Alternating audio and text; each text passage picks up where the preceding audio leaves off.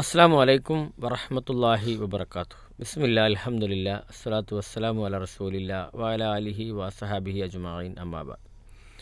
പ്രിയപ്പെട്ട piece radio ശ്രോതാക്കളെ, piece radio സ്നേഹക്കൂടിൻ്റെ പുതിയ ഒരു എപ്പിസോഡിലേക്ക് ഏവരെയും സ്വാഗതം ചെയ്യുകയാണ്. ഇന്ന് പീസ് റേഡിയോ സ്നേഹക്കൂടിൽ നമ്മുടെ കൂടെയുള്ളത് അബ്ദുള്ള അൻസാരി പുളിക്കൽ. അദ്ദേഹമാണ് നമ്മുടെ കൂടെ ഇന്ന് സ്നേഹക്കൂടിൽ നമ്മുടെ കൂടെ പങ്കുചേരുന്നത്. ഇന്ന് നമ്മൾ ചർച്ച ചെയ്യുന്ന വിഷയം ലഹരിയുമായി ബന്ധപ്പെട്ടതാണ്.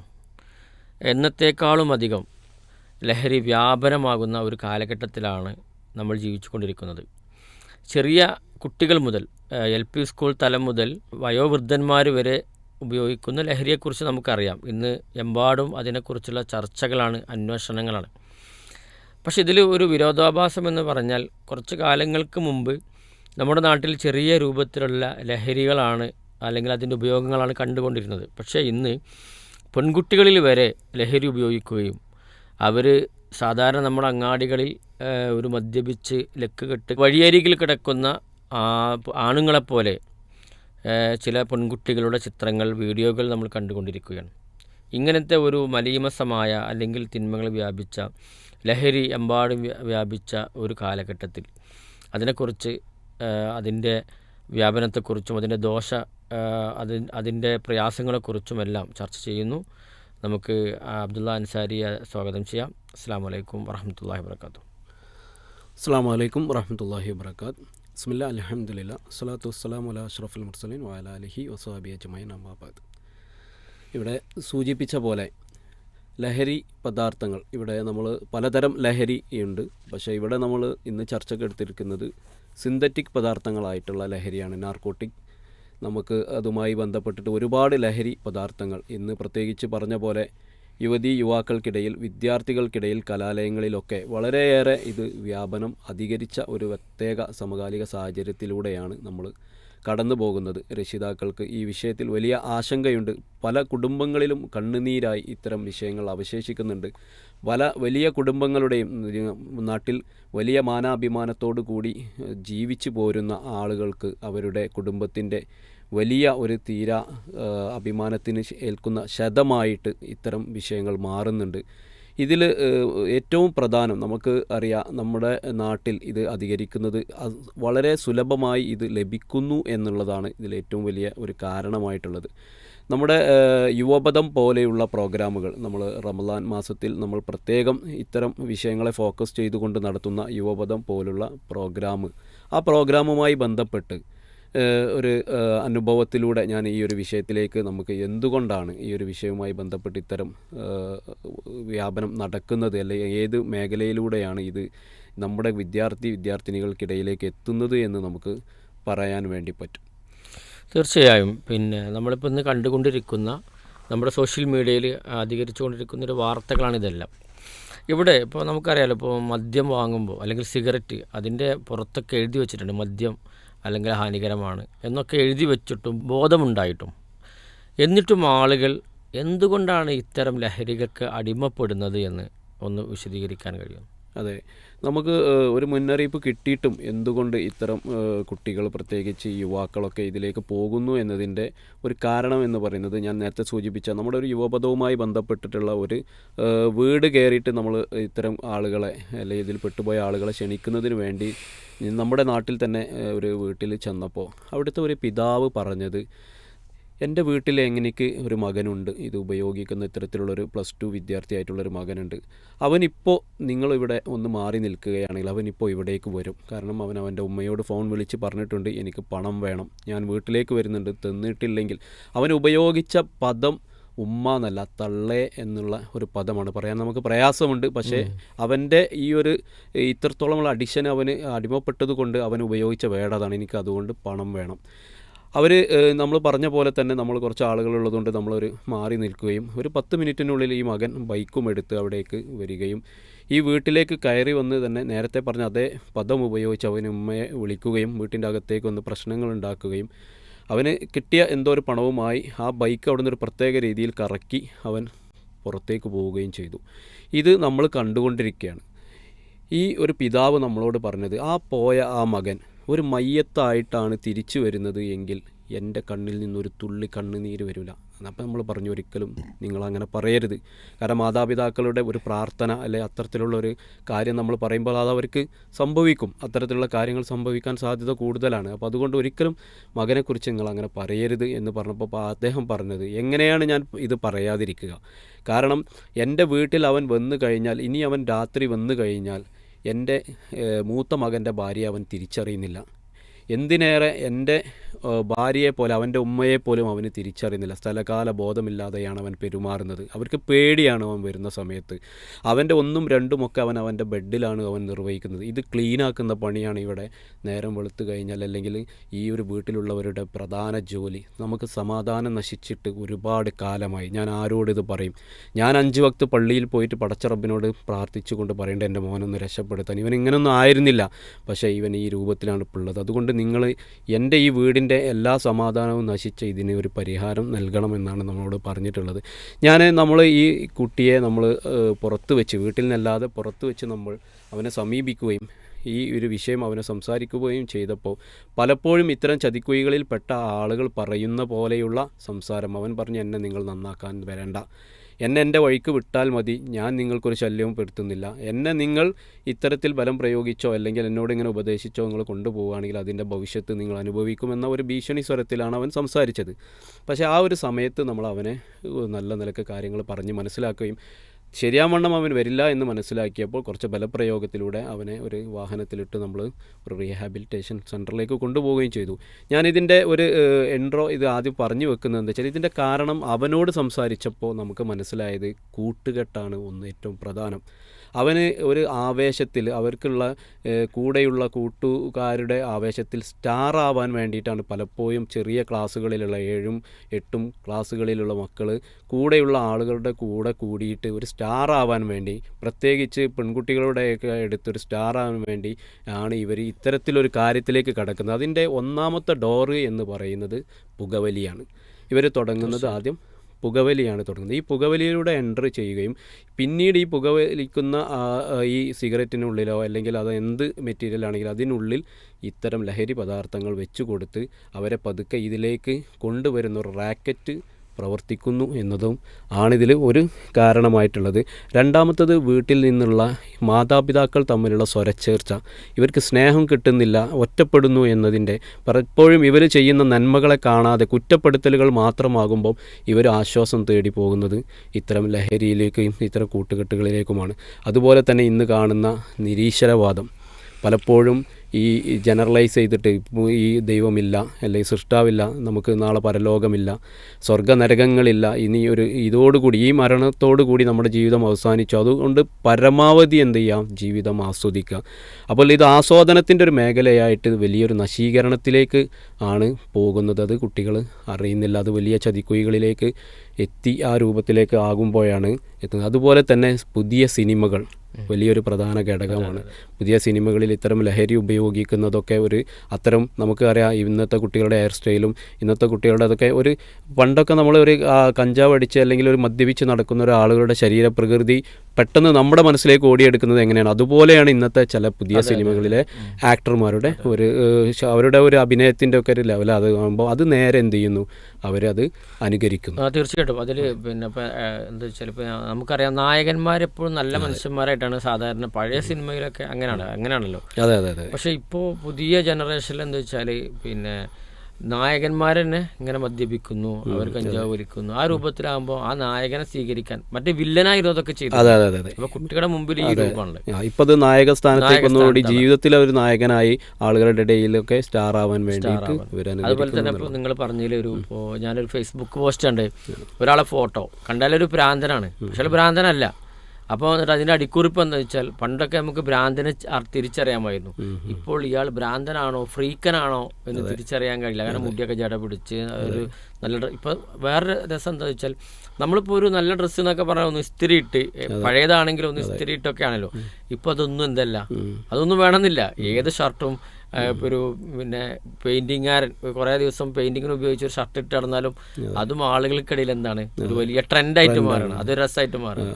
ഇതിലെ ഏറ്റവും വലിയൊരു രസം എന്താണെന്ന് വെച്ചാൽ ഇത്തരം ഈ അപരപാളികളിൽ ഇത്തരം അഭിനയങ്ങൾ നടത്തിയ വരുമാന മാർഗം, അവരുടെ വരുമാന മാർഗം അതാണ്, അഭിനയമാണ്. പക്ഷേ അവരുടെ ജീവിതത്തിൽ, യഥാർത്ഥ ജീവിതത്തിൽ അവർ ഈ മുടിയോ അല്ലെങ്കിൽ ഈ ഡ്രസ്സോ അവർ സ്വീകരിക്കുന്നില്ല എന്നുള്ളതാണ്. അവരുടെ മക്കൾ പോലും ഇപ്പം പലപ്പോഴും ഇതിൽ ഇന്നത്തെ ട്രെൻഡിങ് ആയി നിൽക്കുന്ന നടന്മാരുടെ മക്കൾ അവർ 3 വയസ്സ് വരെ അല്ലെങ്കിൽ 5 വയസ്സ് വരെ അവർ മീഡിയക്ക് മുന്നിൽ, ഇത്തരം ടെലിവിഷന് മുന്നിൽ അവർ കൊണ്ടുവരുന്നില്ല എന്നവർ, അവരത് കാണുന്നില്ല എന്നാണ് ഏറ്റവും വലിയ കാര്യം. അതുമാത്രമല്ല അൻസാരി, ഇതിൽ വേറൊരു വിഷയം, കേരളത്തിൽ തന്നെ അറിയപ്പെടുന്ന ഒരു സിനിമാ നടൻ പിന്നെ എൻ്റെ മക്കളെ ഒരിക്കലും ഞാൻ സിനിമ എന്ന് പറയുന്ന ഇൻഡസ്ട്രിക്ക് കാണിക്കുന്നില്ല. അത്രത്തോളം മോശമായിട്ടാണ്. അതെ, നമ്മുടെ മക്കളെ ഇതൊക്കെ സദാസമയം ഇതിന് മുന്നിൽ അത് അനുകരിക്കുകയും ഒക്കെ ചെയ്യുമ്പോൾ, മുമ്പ് ഞാൻ എൻ്റെ ജോലി ചെയ്തിരുന്ന ഒരു കോഴിക്കോട് ഭാഗത്തുള്ളൊരു എൻ്റെ ഷോപ്പിൻ്റെ അടുത്ത് ഒരു ഫ്രീക്ക്, പ്രത്യേകിച്ച് ഇങ്ങനത്തെ ട്രെൻഡിങ് ആയിട്ടുള്ള ഒരു ജെൻ ഷോപ്പ് ഉണ്ടായിരുന്നു. അപ്പോൾ അവിടെ പല കയ്യിലുള്ള റിങ്, അതുപോലെ തന്നെ കാതിലെ കടുക്കന്, കഴുത്തിലിടുന്ന ചെയിന്, ഇതെല്ലാം ഉണ്ട്. അത് അവർ വരുന്നത് വളരെ, അവിടുത്തെ സെയിൽസ്മാൻ വരുന്നത് വളരെ നല്ലൊരു ഡ്രസ്സ് ഇട്ട് വന്നിട്ട് പിന്നെ ഈ കടയിൽ നിന്ന് വന്ന് അവർ ആ ഡ്രസ്സ് അതെല്ലാം എടുത്ത് അണിയാണ്. അവരണിഞ്ഞ് കഴിഞ്ഞു, ഇത് വരുന്ന കുട്ടികൾ ഇത് കാണുന്നു, അവിടെ നിൽക്കുന്ന ആളുകൾ നല്ല ഇതൊക്കെ ഇട്ട് നിൽക്കുന്നു, ഇത് കണ്ട് ഇവരിത് വാങ്ങിപ്പോകുന്നു. പക്ഷേ ഈ ഷോപ്പ് പൂട്ടി പോകുമ്പോൾ അവനതെല്ലാം അവിടെ അയച്ചു വെച്ചിട്ടാണ് അവൻ പോകുന്നത്. ശരിക്കും ഒരു മാർക്കറ്റിംഗ് തന്ത്രമായിട്ട് എല്ലാ ഫീൽഡും ഉപയോഗിക്കുമ്പോൾ നമ്മുടെ മക്കൾക്ക് അത് മനസ്സിലാകുന്നില്ല. അവർ പിന്നീടുള്ളതെന്ന് വെച്ചാൽ കലാലയങ്ങളിലേക്ക് കയറുമ്പോൾ നമ്മുടെ ഓപ്പോസിറ്റിലുള്ള പ്രത്യേകിച്ച് പെൺകുട്ടികളൊക്കെ കാണുമ്പോൾ ഇതാണ് ഒരു വലിയ ഒരു ട്രെൻഡ് എന്ന്. സത്യത്തിൽ ഒരു പെൺകുട്ടിയോട് നമ്മൾ ചോദിച്ചാൽ ഒരു പെൺകുട്ടി ഇത് ഇഷ്ടപ്പെടുന്നുണ്ടോ എന്ന് വെച്ചാൽ ഇല്ല എന്നുള്ളതാണ് പറയാം. അത്തരത്തിലുള്ളൊരു ട്രെൻഡിങ് അവർ ഇഷ്ടപ്പെടുന്നില്ല എന്നുള്ളതാണ് ഒരു സാധാരണ ഒരു ഇന്നത്തെ മലയാളിയായിട്ടുള്ളൊരു പെൺകുട്ടിയോട് ചോദിച്ചാൽ പറയാം. പക്ഷെ പലപ്പോഴും ഈ സിനിമ വലിയൊരു ഘടകമാണ് എന്നുള്ളത് തന്നെയാണ്. പതുക്കെ ഇങ്ങനെ റീൽസുകളിലൂടെയും സിനിമകളിലൂടെയൊക്കെ എന്താണ് ആളുകളെ മനസ്സിലേക്ക് ഇത് കൊണ്ടുവരാണ്. പിന്നെ നേരത്തെ പറഞ്ഞാൽ റാക്കറ്റ്, അത് ഒരു വലിയ ഘടകമാണ് ഈ വിഷയത്തിൽ. ഇപ്പം ഞാൻ ഓർക്കുന്നുണ്ട്, ബാംഗ്ലൂരിലുള്ള സമയത്ത് നമ്മുടെ ഒരു വീട്ടമ്മ, നമ്മളവിടെ താമസിക്കുന്ന ഒരു വീട്ടമ്മ, അവർ പിന്നെ പതുക്കെ എന്ത് പറഞ്ഞു വെച്ചാൽ ഇങ്ങനെ ഇത് ലഹരി കിട്ടാതാകുമ്പോഴുള്ള ചെറിയ പ്രയാസങ്ങളുണ്ടല്ലോ, അത് കാണിച്ചു ലക്ഷണം. പക്ഷെ വേറെന്തോ അസുഖം വിചാരിച്ചിട്ട് ഹോസ്പിറ്റലിൽ അഡ്മിറ്റ് ആക്കിയപ്പോഴാണ് ഡോക്ടർ പറഞ്ഞത് ഇവർ ലഹരിക്ക് അടിമയാണ്. അപ്പോൾ ഇവർക്കിത് അറിയില്ല, സത്യം പറഞ്ഞാൽ ഇവർക്കിത് അറിയില്ല. അപ്പോൾ അന്വേഷിച്ച് നോക്കിയപ്പോൾ എന്താ സംഭവിച്ചാൽ അവരെ വീടിനടുത്ത് കൂടെ ദിവസേനം വരുന്ന ഒരു പച്ചക്കറി വിൽക്കുന്ന, ഉന്തുവണ്ടിയിൽ പച്ചക്കറി വിൽക്കുന്ന ഒരാളുണ്ട്. അയാളിൽ നിന്ന് പെട്ടെന്ന് എന്തോ, അയാൾ ഈ ഉൾഭാഗങ്ങളാകുമ്പോൾ അവരടുത്ത് എല്ലാ സാധനം, പച്ചക്കറി മാത്രമല്ല. അപ്പോൾ ഒരു ദിവസം ഇവർ തലവേദന ഉണ്ട്, ഒരു പാരസെറ്റമോളോ അങ്ങനെ എന്തോ ചോദിച്ചാണ്. അതിനുശേഷം എല്ലാ ദിവസവും എന്ത് ചെയ്യും, അത് കുടിച്ചതിന് ശേഷം ഇവർക്കൊരു എനർജി. അപ്പോൾ എന്നും ആ ഗുളിക വാങ്ങി കഴിച്ച് അവസാനം ഇതിന് അഡിക്ഷനായി. അപ്പോൾ ഇങ്ങനെ നടത്തുന്ന റാക്കറ്റുകളുണ്ട്, നമ്മളറിയാതെ സൈലൻറ്റ് റാക്കറ്റുകൾ. അതായത് ഈ റാക്കറ്റിനെ കുറിച്ച് പറയുമ്പോൾ പലപ്പോഴും ഇപ്പോൾ നമ്മളൊരു മാർക്കറ്റിലൊരു പ്രൊഡക്റ്റ് വിൽക്കുന്നതിന് നമുക്കറിയാം അതിൻ്റെ എക്സ്പേർട്ടായിട്ടുള്ള MBA ഒക്കെ കഴിഞ്ഞ മാർക്കറ്റിംഗ് എക്സിക്യൂട്ടീവുകളാണ് ഉപയോഗിക്കുന്നത്. അവർ വാദോരാതെ സംസാരിക്കുകയും വാചാലമായി സംസാരിച്ച് നമ്മളെ അതിലേക്ക് ആ പ്രൊഡക്റ്റ് വാങ്ങിക്കുന്നതിലേക്ക് അവർ എത്തിക്കും.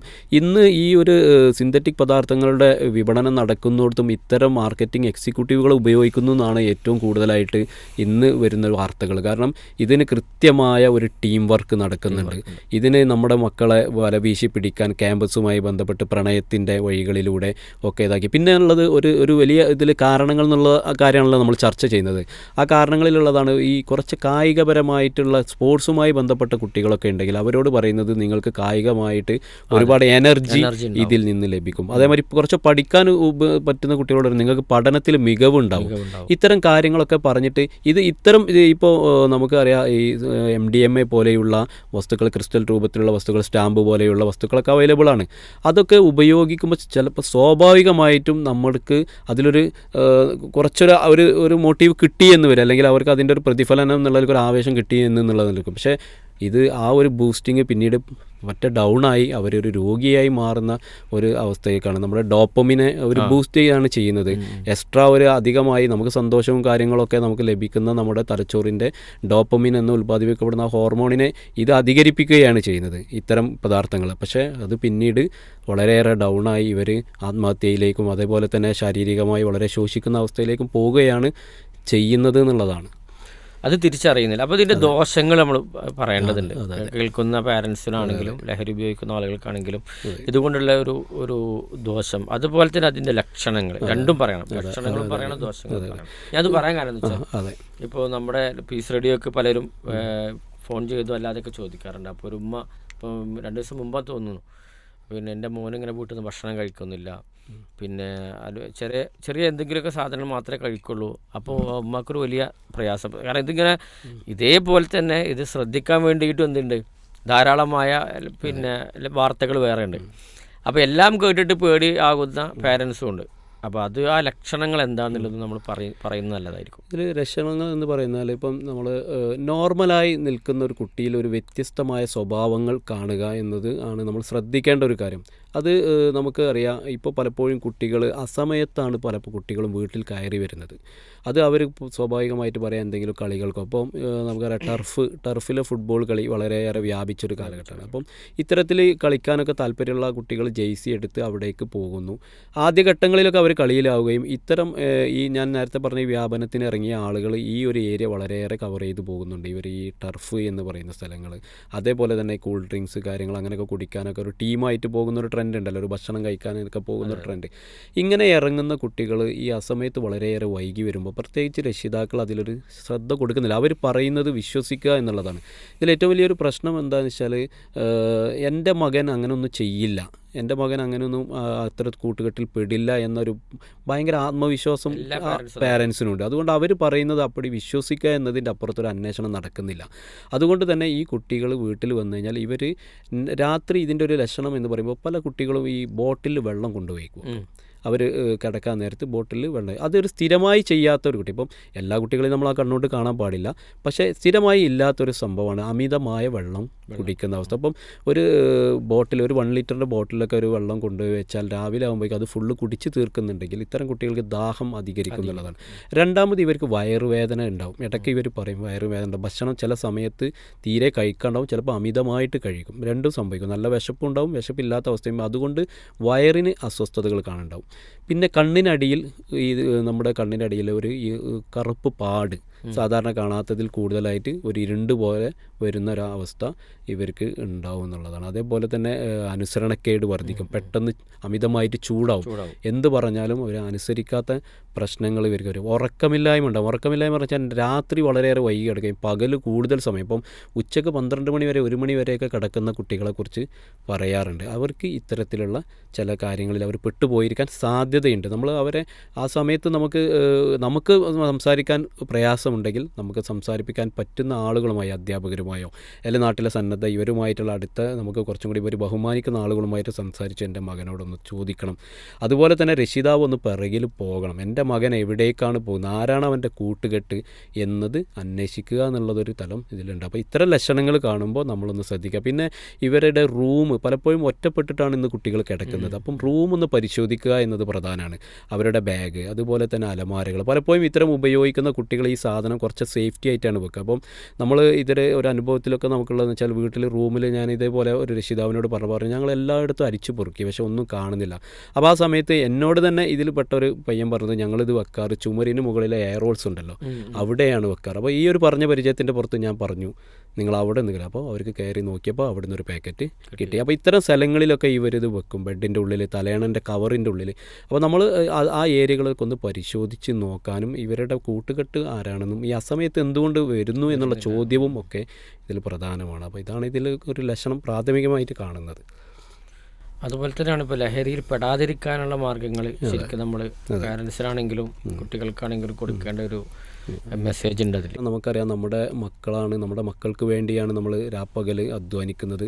നമ്മുടെ മക്കൾ നേർമാർഗ്ഗത്തിൽ മുന്നോട്ട് പോകാൻ വേണ്ടിയിട്ടാണ് എല്ലാ രക്ഷിതാക്കളും ആഗ്രഹിക്കുന്നത്. ഏത് ലിബറലിസം പറഞ്ഞാലും ഏത് നിരീശ്വരവാദം പറഞ്ഞാലും തൻ്റെ മകൻ ഇത്തരത്തിലൊന്നും പോകരുത് എന്ന് തന്നെയാണ് എല്ലാവരും ആഗ്രഹിക്കുന്നത്. ഏത് സ്വാതന്ത്ര്യത്തിൻ്റെ മേഖലകൾ വാദിച്ചു കഴിഞ്ഞാലും ധാർമ്മികപരമായി ജീവിക്കുക എന്നതിൽ ഒരു മനുഷ്യൻ എന്നുള്ള നിലയ്ക്ക് ആർക്കും അഭിപ്രായ വ്യത്യാസമില്ല. അപ്പം നമ്മൾ ഇത്തരത്തിലുള്ള വിഷയങ്ങൾ ഇതിൽ പെട്ടുപോയ കുട്ടികളോട് നമ്മൾ നന്നായിട്ട് സംസാരിക്കുക എന്നുള്ളതാണ്. ഞാനൊരു അനുഭവം കൂടെ ഇതിൽ പറയാം.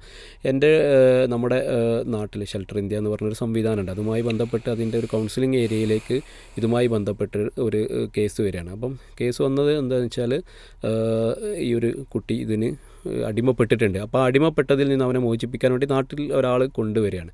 അപ്പോൾ ഇതിന് മുന്നോടിയായിട്ട് എനിക്കൊരു ഫോൺ കോൾ വരികയാണ്. ഒരു രാത്രി ഒരു 1:30 സമയത്ത് എനിക്കൊരു ഫോൺ കോൾ വരികയാണ്. എന്താ വെച്ചാൽ ആ ഉമ്മ മരിച്ചു. അതാണ് എനിക്ക് വരുന്ന ഫോൺ കോൾ. അപ്പോൾ ഞാൻ പറഞ്ഞു, ഏത് ഉമ്മ?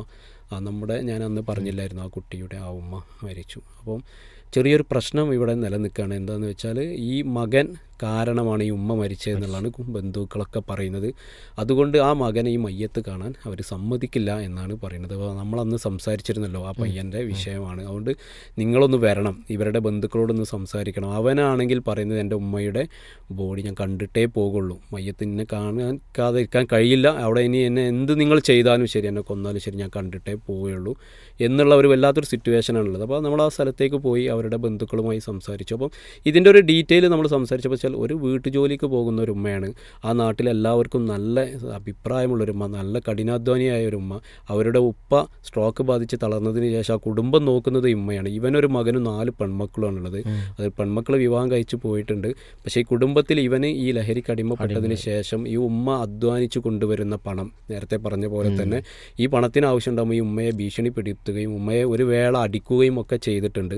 അപ്പോൾ ഇവർ വലിയ മാനസിക സംഘർഷത്തിലൂടെയാണ് കടന്നു പോകുന്നത്. അപ്പം അന്ന് ഈ മരണപ്പെടുന്നതിൻ്റെ അന്ന് രാവിലെ ഇവന് ഉമ്മയുടെ ചെയിന് പൊട്ടിക്കാൻ ശ്രമിക്കുകയും അതിൽ അവർ തളർന്ന് വീഴുകയും ഒക്കെ ചെയ്ത് ഇവൻ ഇറങ്ങിപ്പോയതാണ്. പക്ഷേ പിന്നീട് ആ ഉമ്മ വൈകിട്ട് മരണപ്പെടുന്ന അവസ്ഥയ്ക്ക്, ഒരു പാനിക് അറ്റാക്ക് അവർക്ക് വന്ന് മരണപ്പെടുന്ന അവസ്ഥയിലേക്കാണ് വന്നത്. അപ്പം സ്വാഭാവികമായിട്ടും ഇത് ഇവൻ അറിയുകയും ഇവന് മനസ്സിന് ഭയങ്കര പ്രയാസമുണ്ടായി. ഇവന് ആ ഒരു നോർമൽ കണ്ടീഷനിൽ വന്നപ്പോൾ പിന്നെ ഇവൻ്റെ എല്ലാ കൺട്രോളും ഇവൻ്റെ കയ്യിൽ നിന്ന് പോയി. ഇവൻ ഭയങ്കര അലറിക്കരഞ്ഞുകൊണ്ട് അവിടേക്ക് വരുന്നൊരവസ്ഥയാണ്. അതാണ് ഇവർ തടയുമെന്ന് പറയുന്നത്. അപ്പം നമ്മൾ സ്വാഭാവികമായിട്ട് അവിടെയുള്ള ബന്ധുക്കളോട് അവരുടെ അമ്മമാരോടൊക്കെ സംസാരിച്ച് പറഞ്ഞു, ഈ ഉമ്മ എന്താണോ ആഗ്രഹിച്ചത്, അവൻ്റെ ഒരു മാറ്റമല്ലേ ഈ ഉമ്മ ജീവിതത്തിൽ മുഴുവൻ ആഗ്രഹിച്ചതും എല്ലാവരോടും പറഞ്ഞതും പ്രാർത്ഥിച്ചതും. അപ്പം ഇതൊരു അവസരമായി നമ്മൾ കണ്ട്, അവനൊന്ന് ജീവിതത്തിലേക്ക് വന്നാലോ, നമ്മളൊന്ന് പരീക്ഷിച്ച് നോക്കുക, ഒരു ഘട്ടം കൂടി നിങ്ങൾ, ഒരു അവസരം കൂടി നിങ്ങൾ കൊടുക്കണം, അതുകൊണ്ട് അവൻ കാണട്ടെ, മയ്യത്ത് അവൻ കാണട്ടെ, നിങ്ങൾ പ്രശ്നം ഉണ്ടാക്കരുത് എന്ന് പറഞ്ഞപ്പോൾ അവരത് കേൾക്കുകയും ഈ മയ്യത്ത് അവന് കാണാൻ വരുന്നൊരു രംഗമുണ്ട്. അത് സത്യത്തിൽ അവിടെയുള്ള എല്ലാവരെയും വളരെയേറെ കരയിപ്പിച്ചിട്ടുണ്ട് ആ ഒരു രംഗം. അവനാ വന്ന് മയ്യത്തിൻ്റെ മുകളിലിരുന്നു,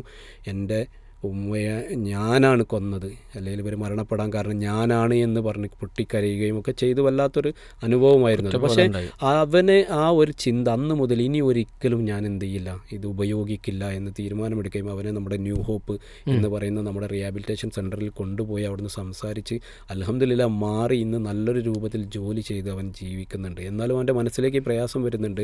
നമ്മുടെ ജാമിയ അൽ ഹിന്ദിൻ്റെ പള്ളിയിൽ അവൻ ഇത്തിയാഫ് ഇരിക്കാൻ വേണ്ടി കഴിഞ്ഞ 10 ദിവസം നമ്മുടെ കൂടെ ഉണ്ടായിരുന്നു. വലിയ മാറ്റം ആ ഒരു മകനെ, ആ ഉമ്മ എന്താണോ ആഗ്രഹിച്ചത് ആ ഒരു വലിയ മാറ്റം അവനുണ്ടായി എന്നുള്ളതാണ്. അപ്പോൾ നമ്മൾ ഇത്തരത്തിലൊക്കെ എന്താ വെച്ചാൽ ഇതിൻ്റെ കുട്ടികളെ നമ്മൾ തിരിച്ച് കിട്ടും എന്നാണ് നമ്മൾ പ്രതീക്ഷിക്കേണ്ടത്. ഒരു സമയത്ത് നല്ല മക്കളായിരിക്കും, ഒരു സമയത്ത് ഇതിൽ പെട്ടുപോയതാണ്.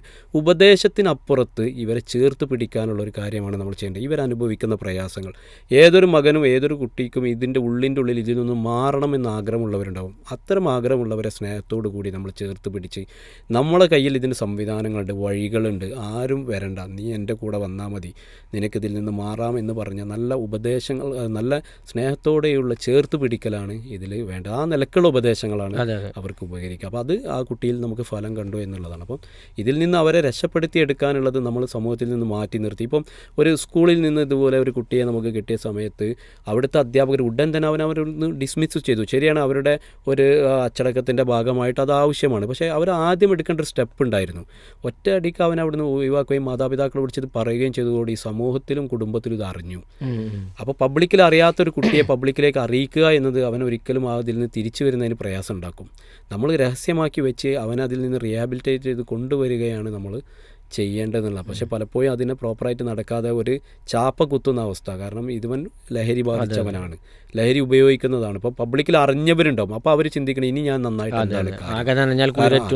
അതെ, ആളുകൾ എന്തിനാണ് ഇങ്ങനെ, ഇനിയിപ്പോൾ ഇതിനെക്കുറിച്ച് എന്താണ് പറയുക. അതും ഇതിൽ നമ്മൾക്ക് അനുഭവത്തിലുണ്ട്. ഏകദേശം 10 വർഷത്തോളം കഞ്ചാവും അതുപോലെ തന്നെ മദ്യവും ഉപയോഗിച്ചിരുന്ന നമ്മുടെ നാട്ടിലുള്ള ഒരാൾ, അദ്ദേഹം പറഞ്ഞത്, ഞാൻ ഇനി മാറിയിട്ട് കാര്യമില്ല, കാരണം ആളുകൾ എന്നെ അംഗീകരിക്കില്ല. അദ്ദേഹത്തിൻ്റെ മകൾക്കൊക്കെ വരുന്ന വിവാഹം ഈ ഒരു കാരണം കൊണ്ട് മുടങ്ങിപ്പോകുന്ന ഒരു അവസ്ഥയൊക്കെ ഉണ്ടപ്പോൾ നമ്മൾ പറഞ്ഞു, അല്ല, പടച്ച റബ്ബാണ്, നിങ്ങളെ സൃഷ്ടിച്ച നാഥനാണ് നിങ്ങളെക്കുറിച്ച് നല്ലത് പറയിപ്പിക്കുന്നു, ചീത്ത പറയുന്നു. നിങ്ങൾ അള്ളാഹുവിൻ്റെ മാർഗ്ഗത്തിൽ ഇത് നിയ്യത്താക്കി ഇതിൽ നിന്ന് പൂർണ്ണമായി മാറണ ആളുകൾ നല്ലത് പറയും. ഇപ്പോൾ പറയുന്നതിൻ്റെ ഇരട്ടിയായിട്ട് പറയും. പറഞ്ഞ പോലെ തന്നെ അദ്ദേഹത്തോട് അത് പറഞ്ഞ് നമ്മൾ വിശ്വസിപ്പിച്ചു. നമ്മൾ അദ്ദേഹത്തെ വെട്ടത്തുണ്ടായിരുന്ന റീഹാബിലിറ്റേഷൻ സെൻറ്ററിൽ കൊണ്ടുപോയി. അദ്ദേഹം മാറി. നമ്മൾ പള്ളിയിലുള്ള ആളുകളോട് പറഞ്ഞു, അദ്ദേഹം ഇനി നമസ്കരിക്കാൻ വരുമ്പോൾ നമ്മൾ പ്രത്യേകിച്ച് നമ്മുടെ ആളുകളാ, നീ എന്താ നമസ്കരിക്കാൻ വരുന്നത്, നീയൊക്കെ നമസ്കരിക്കും, ഇത്തരം ചോദ്യങ്ങളൊക്കെ നമ്മൾ ഒഴിവാക്കി വാ എന്ന് പറഞ്ഞ് അവരെ പേര് വിളിച്ച് അവരെ അഭിസംബോധന ചെയ്ത് പള്ളിയിലേക്ക് നമസ്കരിക്കാൻ കൂട്ടി അവരെ സപ്പോർട്ട് ചെയ്ത് ആ രൂപത്തിലായപ്പോൾ അദ്ദേഹത്തിന് ഭയങ്കര മാറ്റം ഉണ്ടായിരിക്കും. അദ്ദേഹം എന്നോട് തന്നെ നേരിട്ട് വന്ന് പറഞ്ഞു, നിങ്ങൾ പറഞ്ഞത് ശരിയാണ്, ഇപ്പം ആളുകൾ പറഞ്ഞത് മാറുകയാണെങ്കിൽ എന്നെപ്പോലെ മാറണം എന്നാണ് ആൾക്കാർ പറയണത്. അദ്ദേഹത്തിൻ്റെ മകളുടെ കല്യാണത്തിന് അന്വേഷണം വന്നപ്പോൾ ആളുകൾ പറഞ്ഞു, ധൈര്യമായിട്ട് നിങ്ങൾക്കിപ്പോൾ നടത്തി കൊടുക്കാം, കാരണം മുമ്പ് അദ്ദേഹം ഇങ്ങനെ ആയിരുന്നു, പക്ഷേ ഇപ്പോൾ അദ്ദേഹം മാറിയ പോലെ ആരും ഇവിടെ മാറിയിട്ടില്ല, അതുകൊണ്ട് ഇനി ഞങ്ങൾ ഗ്യാരണ്ടി എന്ന് പറയുന്നു. അപ്പോൾ അദ്ദേഹം പറഞ്ഞു, നിങ്ങൾ പറഞ്ഞത് കറക്റ്റാണ്, പടച്ച റബ്ബിലേക്ക് നമ്മൾ അടുത്താൽ അള്ളാഹു നമ്മളിലേക്ക് ഓടിയെടുക്കും എന്ന് പറയുന്ന ആ ഒരു കാര്യം ആളുകൾ മാറ്റി പറയും. അപ്പോൾ ഇതിലൊക്കെ ഉള്ള തടസ്സം അതാണ്, നമ്മൾ അവരെ ചാപ്പ കുത്തി മാറ്റി നിർത്തുക എന്നല്ല, സ്നേഹത്തോടെ അവരെ ഒരുമിച്ച് കൂട്ടി ഈ ഒരു സംവിധാനത്തിലേക്ക് കൊണ്ടുവന്നാൽ അവർക്ക് മാറ്റം ഉണ്ടാകും. അതേപോലെ ചേർത്ത് പിടിക്കുക എന്നുള്ളതാണ് സമൂഹത്തിന് ചെയ്യാനുള്ളത്. പിന്നെ വ്യക്തിപരമായിട്ട് എന്താ വെച്ചാൽ അവർ ബോധ്യപ്പെടണമെന്നില്ല. ഇപ്പോൾ ഈ പറഞ്ഞ മോനും ഇപ്പം ഉമ്മ മരണപ്പെട്ടപ്പോൾ അവന് ബോധ്യപ്പെട്ടല്ലോ, കാരണം ഞാൻ കാരണമാണ് ഇങ്ങനെ സംഭവിച്ചുള്ള ഒരു ബോധ്യത. അത് ഏത് വിഷയത്തിലും അങ്ങനെയാണ്. രണ്ടാമത്തെ കാര്യമാണ് ഇത് സമൂഹം ചേർത്ത് പിടിക്കുക. അതാണ് പൊതുവെ ഉണ്ടാവാതിരിക്കുക. സമൂഹം അങ്ങനെയുണ്ട്, ചെറുപ്പത്തിലെപ്പോഴെങ്കിലും ചെറിയ എന്തെങ്കിലും ഒരു കളവായിരിക്കും, അത് എത്ര വലുതായാലും അവനെ വലിയ കടനാക്കി മാറ്റുന്ന രൂപം. അത് ഗുണദോഷിക്കുക എന്നൊരു ശീലം പൊതുവേ നമ്മളെ ആളുകൾക്ക് കുറവാണ്. നമ്മൾ തെറ്റുകളെയാണ് നമ്മൾ പെരുപ്പിച്ച് കാണും. മക്കൾ ചെയ്യുന്ന നന്മകൾ ഒരുപാടുണ്ടാവും, പക്ഷെ അത് അവരുടെ അടുത്ത് പറയില്ല. പക്ഷേ എപ്പോഴും നമുക്കറിയാം ഇബ്നു അബ്ബാസ് റളിയല്ലാഹു അൻഹു ഒക്കെ ഒരു ചരിത്രത്തിൽ നോക്കുമ്പോൾ നബി സല്ലല്ലാഹു അലൈഹി വസല്ലം പറഞ്ഞത്, എത്ര നല്ല ആളാണ് അവർ തഹജ്ജുദ് കൂടിയുണ്ടെങ്കിൽ. ഇപ്പം അനുഭവത്തിൽ പറയാറുണ്ട്, പെൺകുട്ടികളൊക്കെ പറയും, വീട്ടിലൊക്കെ നമ്മളൊരു തുടച്ച് വൃത്തിയാക്കി കഴിഞ്ഞ് ഒക്കെ റെഡിയാക്കി വരുമ്പോൾ കുറച്ചൊരു സ്ഥലം പോരായിണ്ടാവും, അതെടുത്ത് പറയും, നീ എന്ത് തുടക്കല തുടച്ചത്, നീ എങ്ങനെയാണ് വൃത്തിയാക്കി, ആ സ്ഥലം കണ്ടില്ലേ. അപ്പം ആ കുട്ടികൾ പറയുന്നുണ്ട്, അത്രയും സ്ഥലം കഴുകിയത് കാണാതെ ഒരു ടൈൽസിൻ്റെ സൈഡിൽ തട്ടിയ തുണി തട്ടാത്തതിനെയാണ് നമ്മൾ പെരുപ്പിച്ച് പറയുക. അപ്പം ഈ ഒരു ഇന്നത്തെ കാലഘട്ടത്തിൽ പ്രത്യേകിച്ച് കുട്ടികൾ അത് ആഗ്രഹിക്കുന്നില്ല. അതുകൊണ്ട് തന്നെയാണ് അവരുടെ ചങ്ക് ബ്രോ എന്ന് പറയുന്ന ഫ്രണ്ട്സുകളൊക്കെ വെച്ചാൽ ഫ്രണ്ട്സൊക്കെ ഇപ്പോൾ വളരെ പോസിറ്റീവായിട്ടാണ് പറയാം. അവർ ചെയ്യുന്ന കാര്യങ്ങളൊക്കെ നന്നായിട്ടുണ്ട്. പ്രത്യേകിച്ച് റീൽസിൻ്റെ ഒക്കെ കാലഘട്ടം ആകുമ്പോൾ ലൈക്കും ഷെയറും ആണല്ലോ ഇന്നത്തെ കാലഘട്ടത്തിൽ. അപ്പോൾ ലൈക്കിനെ സ്നേഹിക്കുന്ന കുട്ടികളാകുമ്പോൾ നമ്മൾ പ്രത്യേകിച്ച് ഇത്തരം കുട്ടികളൊക്കെ ഈ കൂട്ടുകെട്ടിനെ പാടെ നമ്മൾ നിഷേധിക്കാതെ ഇങ്ങനെയൊക്കെ ഉണ്ട്, ഒരു അവയർനെസ് അവർക്ക് കൊടുക്കുക, അങ്ങനെയുള്ള കാര്യങ്ങൾ ചെയ്താലാണ് ഇതിന് റിസൾട്ടായിട്ടുള്ളൊരു റിട്ടേൺ ഉണ്ട്. അതെ, ബോധപൂർവം ചില ഇടപെടലുകൾ ശരിക്കും മാതാപിതാക്കൾ നടത്തണം.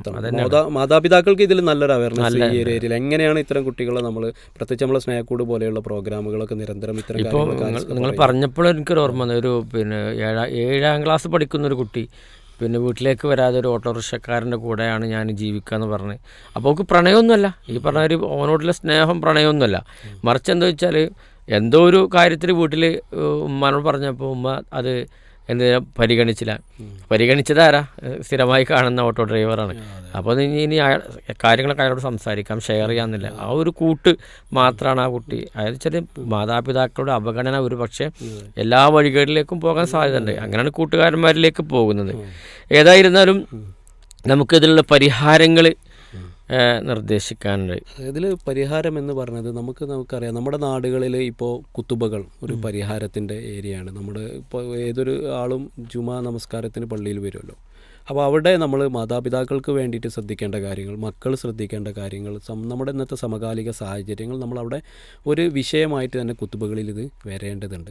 രണ്ടാമത് നമ്മുടെ സ്കൂളുകൾ, മദ്രസകൾ കേന്ദ്രീകരിച്ചിട്ട് കൃത്യമായ ഒരു അവയർനെസ് ഈ വിഷയത്തിൽ നമ്മൾ നൽകേണ്ടത്. ഇപ്പോൾ നമ്മുടെ നാട്ടിൽ നമ്മൾ ചെയ്ത ഒരുപാട് കാര്യങ്ങളുണ്ട്. നമ്മൾ ലഹരി മുക്ത മേഖല എന്നുള്ള രൂപത്തിലേക്ക് നമ്മുടെ നാടിനെ നമ്മൾ വളർത്തിക്കൊണ്ടുവരുന്നതിൽ ചെയ്തൊരു കാര്യം എന്ന് വെച്ചാൽ റെസിഡൻഷ്യൽ അസോസിയേഷൻ ഇതിൽ ഭയങ്കരമായിട്ടുള്ള അവർക്കൊരു ഇതിൽ കുറേ റോളുണ്ട്. കാരണം ഒരു ഏരിയകളിൽ ഇതിൽ ഈ ലഹരിയുമായി ബന്ധപ്പെട്ട ഇതിൻ്റെ വ്യാപാരികളുമായി അല്ലെങ്കിൽ ഇത്തരം ആളുകളൊക്കെ പിടിക്കപ്പെടുമ്പം അവരോട് സംസാരിച്ചപ്പോൾ കിട്ടിയ റിസൾട്ട് എന്താ വെച്ചാൽ ഒരു റിസ്ക് ഉള്ള സ്ഥലത്ത് അവർ ഇതിന് വ്യാപനത്തിന് ഇറങ്ങില്ല എന്നുള്ളതാണ്. കാരണം അവർക്ക് റിസ്ക് ഉണ്ട്, ഇതിനൊരു മാൻ പവർ ഇവിടെ ഉണ്ട് ഇതിൻ്റെ എതിരിൽ എന്ന് കണ്ടു കഴിഞ്ഞാൽ ആ സ്ഥലത്ത് നിന്ന് അവർ മാറിപ്പോകുന്നുള്ളതാണ്. അപ്പം റെസിഡൻഷ്യൽ അസോസിയേഷനാണ് അത് നന്നായിട്ട് ചെയ്യാൻ പറ്റുക. കാരണം ഒരു 100 വീട് 200 വീടുള്ളിടത്ത് ഒരു അസോസിയേഷൻ ഉണ്ടായാൽ അവരുടെ രാത്രി കാലങ്ങളിലോ അല്ലെങ്കിൽ ഏകദേശം ഇത്തരം ഈ പുലർച്ച സമയത്തൊക്കെ നമുക്കറിയാം, നമ്മുടെ നാട്ടിൽ സുബൈക്ക് വരുന്നൊരു കുട്ടി, നമ്മൾ സ്വാഭാവികമായിട്ടും പള്ളിയിലൊക്കെ വരുന്ന കുട്ടി നല്ല കുട്ടിയായിരുന്നു. പക്ഷേ ഇവൻ ഇതിൽ പെട്ട ഒരു സമയത്ത് സുബൈ സമയത്ത് വരുമ്പോൾ ആ സമയം കുറച്ചുകൂടി സേഫാണെന്നുള്ളത് ആ കുട്ടിയെ ഇവർ റാക്കറ്റിൽ പെടുത്തി ചതിക്കുഴിയിൽ പെടുത്തിയിട്ട് അവൻ ത്രൂ ഈ സുബൈ സമയത്ത് ഇങ്ങനെ വരുമ്പോൾ അവർക്ക് സംശയം കൊടുങ്ങില്ലല്ലോ, അവനെ ഉപയോഗപ്പെടുത്തിയിട്ടുണ്ട്. അപ്പം ആ ഒരു സുപ്രജ എന്ന് പറയുന്ന സുപ്രഭ അങ്ങനെ നമ്മൾ പറയല്ലോ, സുപ്രഭ എന്ന് പറയുന്നത് അതുപോലത്തെ എന്തോ ഒരു പേരാണ് അതിന് അവർ ഇട്ടിട്ടുള്ളത്. അപ്പോൾ അവർ അത് ആ ഒരു മെറ്റീരിയൽ അവനെ കൊണ്ട് ഇതേപോലെ വിൽപ്പന നടത്തുന്ന ഒരു ഇതുണ്ട്. അപ്പം ഇതിനൊക്കെ നമുക്ക് തടയിടാൻ പറ്റുക റെസിഡൻഷ്യൽ അസോസിയേഷൻ കൃത്യമായി ഒരു ടീമിനെ സെറ്റാക്കുക. മാൻ പവർ എന്ന് പറയുന്നത് ഒറ്റയ്ക്കുള്ളൊരു ഇതിന് കഴിയില്ല. ഒരാളെ കൊണ്ടോ അല്ലെങ്കിൽ ഒരു കുടുംബത്തിനെ കൊണ്ടോ കഴിയില്ല. നേരെ മറിച്ച് ഒരു നാടിന് ഒരു ടീം വർക്കായിട്ട് എല്ലാവരും ഒരു ബൈക്കൊക്കെ എടുത്ത് ഇന്ന സ്ഥലത്ത് നിന്ന് ഒരു ബോർഡ് സ്ഥാപിക്കാം. ഇവിടെ ലഹരി വിൽപ്പന പാടില്ല, ലഹരി മുക്ത മേഖല ശിക്ഷിക്കപ്പെടും എന്നുള്ള ബോർഡ് ഉണ്ടായി ഇങ്ങനെ വ്യാപകമായി സ്ഥാപിച്ചു കഴിഞ്ഞാൽ അത്തരം സ്ഥലങ്ങളിൽ റിസ്ക് എടുക്കാൻ വേണ്ടി ഇവർ വരില്ല എന്നതാണ് ഒരു ഏരിയ ആയിട്ടുള്ളത്. പിന്നീട് നമുക്ക് എന്താ വെച്ചാൽ നേരത്തെ ഞാൻ പറഞ്ഞ പോലെ ഈ കുട്ടികളുമായി സംസാരിച്ച് അവരെ റീഹാബിലിറ്റേറ്റ് ചെയ്യുക എന്നുള്ളത്, അവർക്ക് ഒരു റീഹാബിലിറ്റേഷൻ സെൻറ്ററിൽ കൊണ്ടുപോയി അവരെ ഇതിൽ തിരിച്ചെടുക്കുക എന്നുള്ളത്. ഇവരോട് നമുക്ക് നല്ല കരുണയും ഇവരോട് സ്നേഹമാണ് ഉണ്ടാവുന്നതെങ്കിലും വ്യാപാരികളോട് നമുക്ക് കരുണ വേണ്ട. വ്യാപാരികളോട് നമ്മൾ കർശനമായിട്ട് തന്നെ ഇത് വിൽപ്പനയ്ക്ക് വരുന്ന ആളുകളോട് നമ്മൾ കർശനമായിട്ട് പെരുമാറുകയും നമ്മളത് പോലീസിലും അതേപോലെ തന്നെ നാർക്കോട്ടിക് സെല്ലുമായി ബന്ധപ്പെട്ട ആളുകളെ ഉദ്യോഗസ്ഥരെ അത് അറിയിക്കുകയും ചെയ്യുക. അവർ ആര് മുഖേനയാണോ ഇത് എത്തുന്നത് അതിൻ്റെ സ്രോതസ്സ് തടയുക എന്നുള്ളതാണ്. അപ്പോൾ ഇത് അതിൽ ഒരു പ്രധാനപ്പെട്ട കാര്യമാണ്. അതേപോലെ തന്നെ വീട്ടിനുള്ളിൽ നേരത്തെ നമ്മൾ പറഞ്ഞു ഒരു സമാധാന അന്തരീക്ഷം ഇതിലുണ്ടാവുക. കുട്ടികളെ നമ്മൾ ഇതിൻ്റെ പേരിൽ അടിക്കുകയോ അല്ലെങ്കിൽ ഉപദ്രവിക്കുകയോ ഒന്നും ചെയ്തതൊന്നും ഇതിന് പരിഹാരമാവില്ല. ഈ പ്രശ്നം കൂടുകയാണ് ചെയ്യുക. അതുകൊണ്ട് അത്തരം കാര്യങ്ങളല്ലാതെ ഇതിന് ഞാൻ പറഞ്ഞ ഇതിൻ്റെ കൗൺസിലേഴ്സിനെ കൊണ്ടുപോയിട്ട് കൃത്യമായി സംസാരിച്ച് അവരെ ഇതിൽ നിന്ന് മാറ്റിയെടുക്കുക. ഇനിയിപ്പോൾ നമ്മൾ റീഹാബിലിറ്റേറ്റ് ചെയ്തൊരു കുട്ടിയെ തിരിച്ചു കൊണ്ടുവരുമ്പോൾ അതിൻ്റെ സിറ്റുവേഷൻ വളരെ പ്രധാനമാണ്. ഈ വീണ്ടും ഈ പഴയ കൂട്ടുകെട്ടിലേക്കും സാഹചര്യത്തിലേക്കും വന്നാൽ ഇവർ ഇപ്പോൾ 2 മാസത്തെ ഒരു റീഹാബിലിറ്റേഷൻ ഇപ്പോൾ ന്യൂ ഹോപ്പിലൊക്കെ ഒരു 21 ദിവസമാണ്. പക്ഷേ അവിടുന്ന് കിട്ടുന്ന റിസൾട്ട് വളരെ വലുതാണ്.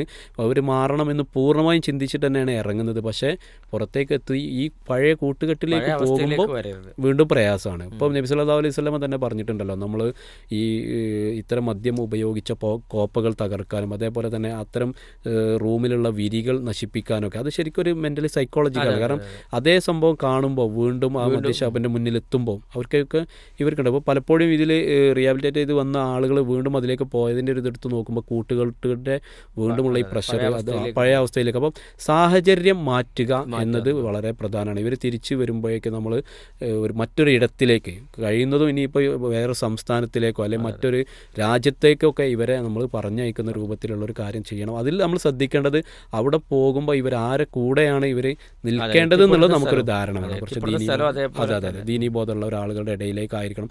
ഇങ്ങനെ ഒരു പ്ലാൻ ചെയ്ത ഒരു 2 വർഷം അല്ലെങ്കിൽ 1 വർഷമൊക്കെ കുട്ടി മാറി നിന്നാൽ പൂർണ്ണമായും ഇതിൽ നിന്ന് മാറ്റാൻ നമുക്ക് കഴിയും എന്നുള്ളതാണ്.